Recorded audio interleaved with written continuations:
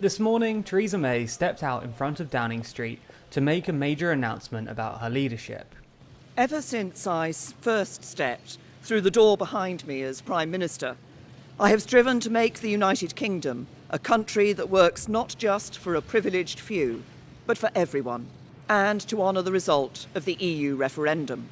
Back in 2016, we gave the British people a choice. Against all predictions, the British people voted to leave the European Union.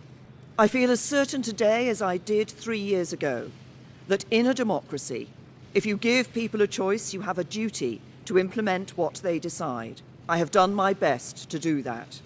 I negotiated the terms of our exit and a new relationship with our closest neighbours that protects jobs, our security and our union. I have done everything I can to convince MPs to back that deal. Sadly, I have not been able to do so. I tried 3 times.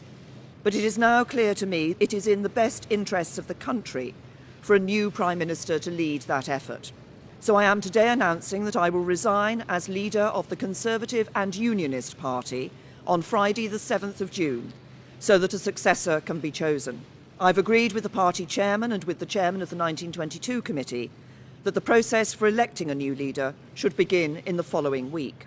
This resignation was in no way a surprise. For the last few weeks, every even slightly famous Conservative MP has been working to prepare for this, hoping that they might be her successor.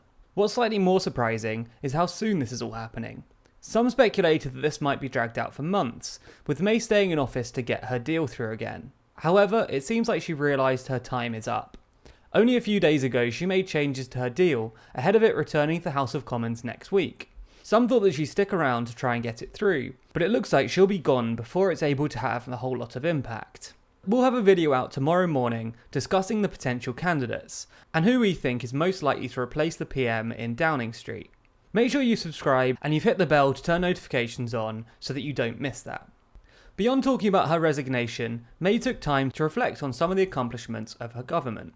I'm proud of the progress we have made over the last 3 years. We have completed the work that David Cameron and George Osborne started. The deficit is almost eliminated. Our national debt is falling and we are bringing an end to austerity.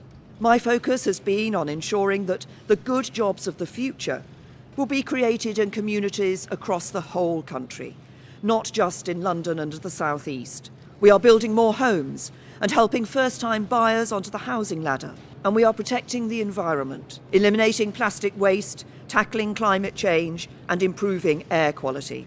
Many will take issue with some of these claims, but now isn't necessarily the right time to scrutinise her time in office. If you do want us to review what May has done with her time in office, then like this video and comment below to let us know. May then proceeded to offer some warnings to her successor. She warns that compromise is always necessary and not a dirty word. It will be for my successor to seek a way forward that honours the result of the referendum. To succeed, he or she will have to find consensus in Parliament where I have not. Such a consensus can only be reached if those on all sides of the debate are willing to compromise. The great humanitarian Sir Nicholas Winton took me to one side at a local event and gave me a piece of advice. Never forget that compromise is not a dirty word. Life depends on compromise. He was right. She's warning that the battle to succeed her shouldn't be won or lost based on hard Brexit or Remainer policies. In her eyes, future leaders ought to resolve the problem by finding middle ground. She also warns the party not to shift right, emphasising the importance of the party as a moderate force. This is what a decent, moderate and patriotic Conservative government on the common ground of British politics can achieve, even as we tackle the biggest peacetime challenge any government has faced. That we can deliver Brexit and serve the British people with policies inspired by our values. Security, freedom and opportunity. Those values have guided me throughout my career. Many would argue that a number of her potential successors would push the party right.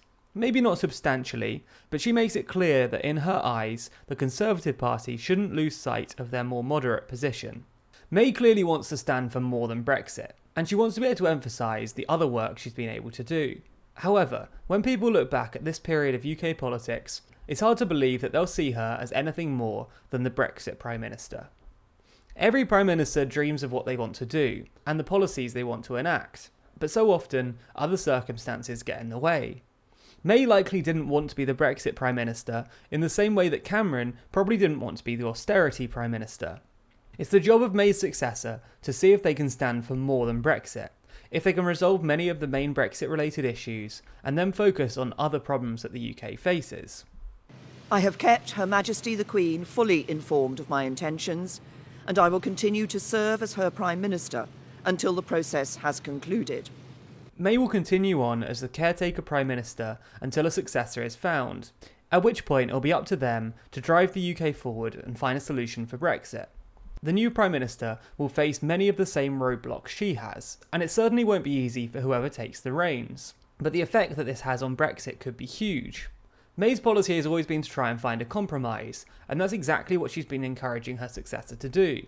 The question is whether they will heed this advice, or if they'll try a completely new approach. I will shortly leave the job that it has been the honour of my life to hold. The second female Prime Minister, but certainly not the last. I do so with no ill will, but with enormous and enduring gratitude to have had the opportunity to serve the country I love.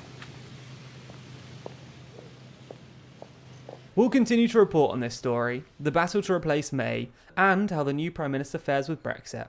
So make sure you're subscribed to TLDR News for more unbiased, independent analysis of the day's events. You can also follow us across our other social channels to get more exclusive news and content. You can find us by searching for TLDR News.